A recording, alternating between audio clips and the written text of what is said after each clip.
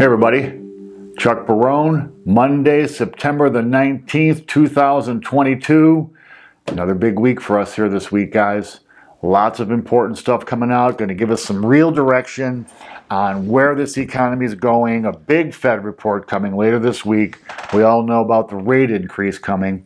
Anyway, before we get the show started, as always, I want to thank everybody for their support, for their watching the video, supporting the channel, and all the things you guys do to make the channel a success. We appreciate you guys. We respect you guys, and we hope we're satisfying you guys and making you happy with what we're doing on the show here every day. In the markets today, guys, it was kind of a day I kind of expected. Not a lot happening in the markets today. The Fed report this week is going to be the dominant thing for sure. So the market's kind of holding its breath. I think they have a pretty good idea of what's coming. They're just kind of waiting to see if there's going to be any surprises here this week. The stocks ending the day up small today. Was kind of flat to down most of the day. A little bit of a rally late, getting stocks to the positive across the board. S&P, NASDAQ, and Dow all gaining today. But the volume, this just was not a real busy day on the markets today. The bond market today, market's down, yields up again, flying now, guys. It's starting to really get momentum. We have the 10-year sitting at 3.49%.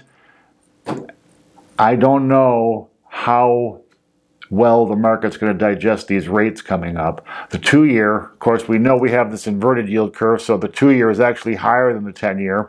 2-year sitting at 3.95%, was testing close to 4% earlier today. I think we're going to see a 2-year over 4% any minute now, guys. Bond yields are going up. That's going to add a little bit of pressure to the stock market because right now, there's a lot of money in the market that would typically be in bonds and CDs and bank deposits and stuff when you could earn some interest on them. Now that rates are moving back in that direction, we could see some of that money head back in that direction. It's going to be interesting to see. The market's getting pressure from all over the place. It's going to be interesting to see how this all plays out. And of course, this Fed meeting this week leading the parade on news. The dollar today basically flat, 109.61 on the index. It's the dollar's king, guys. There's nothing happening out there in the world right now that's going to knock the dollar down very much. They're trying to talk it down a little bit because it's doing a lot of bad. It's great for you Americans buying imports, okay? But it sucks for everybody importing to the United States. It sucks for everybody buying commodities that has to convert their currencies to dollars to buy those commodities. So it's just, the strong dollar is good in some ways, not so good in others, right? So they've been trying to talk the dollar down. I don't think it's working too well, obviously, as the dollar's still sitting close to 110 on the index. But with the dollar being flat, metals had a small gain today. I think the strength of the dollar, as you know, what I've been saying pretty much every day, the strength of the dollar is what's holding metals back right now. Gold sitting at $1,677 per ounce. Silver at $19.61 per ounce. I think silver wants to break out. I think gold's going to get back up above that 1,700 soon. I like metals right now, guys. I think that as soon as this dollar unbuckles a little bit, and it can't stay at these levels forever. I think that there's going to be a run coming in metals. It looks like they want to go. The oil market today, nothing big. Up very small today, $85.49 for a barrel of West Texas Intermediate. Natural gas, $7.89 for their British thermal units. That's down from in the 9s, guys. So natural gas is coming down a little bit. It'll be interesting to see if it rallies back up. I believe it. I don't think there's really a decline. I think this is more of a profit taking. So I think you're going to see another rally coming up in natural gas here. Bitcoin down today, small, 19,450. I think Bitcoin wants to get back above. I think, truthfully, the way these markets seem to me, it looks like the markets want to go bullish. But reality tells us that's not the way they're going to go, even though the desire is there to do it, I think. This is a big week for debt, as we talked about. On Tuesday, tomorrow, we're going to get the Fed meeting. Obviously, their open market meeting starts tomorrow. I'm sure there'll be some rumor and buzz and stuff coming out of that meeting. We'll also get report on building permits and housing starts. Important real estate news coming up. I really believe that real estate's what's going to lead us down in this recession. I'm sure these reports are not going to be happy news for real estate. On Wednesday, we'll get the Fed decision on rates. We'll get St. Jerome, I'm sure, with a nice little speech. They're also going to release this report. I'll talk about this a little later in my in this show. This report's going to be very interesting, even more interesting, I believe, than the rate increase, which we already kind of have priced in at 3/4. Market, we're pretty sure that's where it's going to go. This Fed report that's going to come out, very interesting stuff. Also on Wednesday, we're going to get a little more real estate news. We're going to get existing home sales, which I think are going to show down, down, down. And we're also going to get the mortgage bankers index. And being in the mortgage industry, I can tell you, there's not much going on good in the mortgage business right now. On Thursday, we'll get our current account. We'll show deficits, initial jobless claims, which I think will probably still be strong, even though the Fed's going to go out of their way to knock those, to pump those jobless claims up a little bit. And we'll also get report on the leading indicators in the economy, kind of giving us an idea of where the economy is telling us it's going to head in the near future. So it's a huge week for data, guys. I think that obviously this Fed meeting is a big one. I think that the Fed's getting serious. The numbers on inflation have not been good, and the Fed's going to do what they got to do, I believe, here. And they're going to cause the recession they have to cause to get inflation down. And news you guys need to hear today. This was interesting today. I saw that credit card debt, as we've been talking about on the show for a while now, credit card debt is going crazy. People are adding to credit card debt even as rates are going up. I was reading that the average rate now, the base rate for most credit cards is about 18.5%. A lot of credit cards have much higher rates than that, depending on who you get your card from. But this was interesting because they listed in this article the top 10 states with credit card debt and what the average debt per person in that state was. And I thought this was interesting because it wasn't the states I expected to see on the list. I was expecting, the typical blue states, California, New York, Illinois. Here we go. Number 1 on the list, Alaska, with an average credit card debt of $11,500. Second, Hawaii, $10,700. Number 3, Virginia, $9,200. Maryland, $9,170. Connecticut, $9,000. New Jersey, $8,950. Colorado, $8,900. Georgia, $8,750. Texas, $8,700. And Utah rounding out the top 10 at $8,500. Now, these are average balances, guys, typically like a median balance, meaning 50% of cardholders have balances higher than this in these states. Hopefully you guys have been listening to what we've been preaching on this show and you're not looking at balances like that on your credit card. But let me know. I mean, I would like to see that in the comments today. These balances, in my mind, carrying a credit card balance of $10,000 would be just I would be freaking out every day looking at that. But what do you guys think? I mean, do these kind of debt levels on credit cards seem normal to you guys these days? Or are these people as crazy as they seem like they are to me? I don't know. Let me know, guys. And finishing the day today, it's going to be a short one today, guys. I do want to talk about this bond yields and this meeting coming up and the speech and the report the Fed is going to release. So when the Federal Market Committee meets, they have several functions they do, right? The first thing they do is set rates, and that's the one thing everybody looks at. That's the big headline, right? They expect to raise rates, as you guys know, this month, 3/4 of a point, which will bring the Fed funds rate to 3.10%.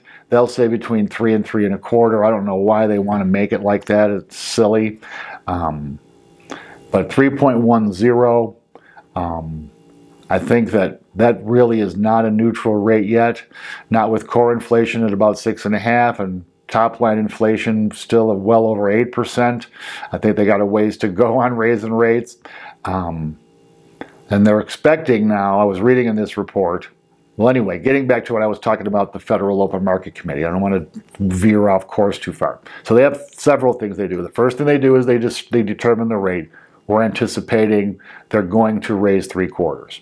The second thing they do is the chairman, St. Jerome of Jekyll Island, will be out with his speech talking about the decision they made on rates, why they made that decision, some backwards data stuff, and a little bit of what they call forward guidance, which will give the markets and the analysts and everybody watching this a little bit of an idea in Fed speak, which is you have to interpret, of where the Fed thinks things are going and where they think they're going to be going with rates. But alongside that report that the chairman's going to give is an actual paper the Fed puts out, and that is going to be the interesting stuff there. Because that is going to tell us, here's some of the stuff they were talking. This stuff will outline Fed policy and expectations going forward to 2025, okay? So they're going to give you a better idea here of what they feel and see the length of this tightening cycle being, how deep it's going to affect the economy, a lot of important data that I'm sure they would prefer not everybody dig their noses into too deeply, right? They're going to talk about apparently there are going to be some dire warnings coming from the Fed about how this is going to play out, because you guys got to understand, okay?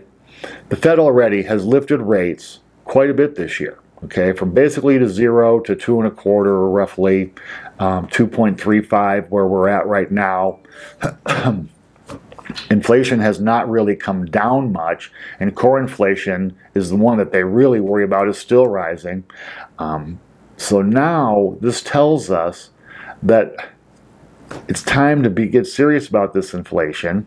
And we know, and if you've been listening to us, you understand that to get rid of inflation, the interest rate typically has to rise as high as the rate of inflation is, right?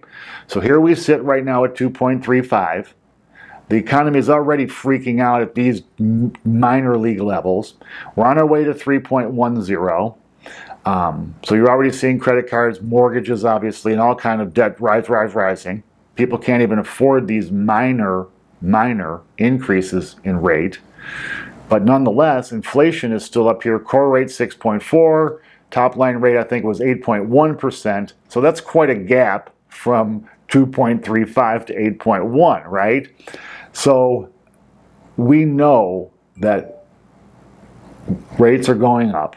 We know they're going to have to come up significantly higher than they are now, unless the rate of inflation just inexplicably falls, so that the rate comes down to meet, the rate of inflation comes down to meet the interest rates, right?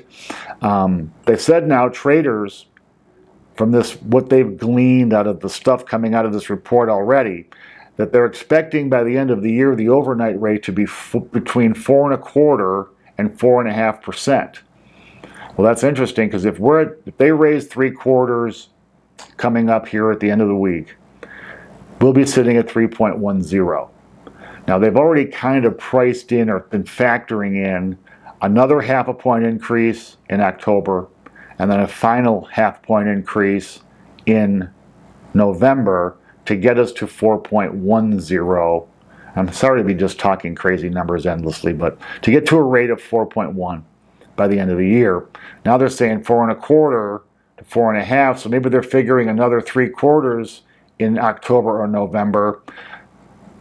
Nonetheless, guys, we know what's coming. Okay, the recession is picking up steam. Look what's happening in real estate. Look what's happening, and go to the mall. See how many people are there. Look around. Tell me what you're seeing. Are people spending more? Are they spending less? And I live in Vegas, where things are a little cockeyed here, because people always seem to be come in Vegas. They come here to spend money. But there's just so much going on right now. This is going to be an amazing week for us. We're going to have a lot of interesting stuff to talk about this week. Hopefully by the end of the week, we get a very clear idea of where we should be going, and we'll have some analysis for you guys that you can use on your own investments to help you guys make a little more money, navigate your way through this recession. Fascinating stuff, guys. If you're in like a total market nerd like I am, you know, this is really interesting stuff. It just kind of sucks because it's really affecting people's lives in real ways. You know, not only are people paying more for everyday needs, they're racking up debt to do it, and then they're paying more to service that debt. So it's just like this triple whammy of bullshit. Now you're going to have the market correcting, taking people's value of 401ks and investments down. You got real estate coming down, taking people's home equity down. The savings rate is already crap. It's going to be tough on the middle class, guys. So take our advice, do the things we've been talking about. We'll talk again tomorrow. Lots of interesting stuff coming up. Hopefully we'll get some rumors out of what's happening with the Fed. Have a great night tonight. Buffalo Bills, 4 o'clock Pacific time. Go Bills. Till we talk tomorrow, take care.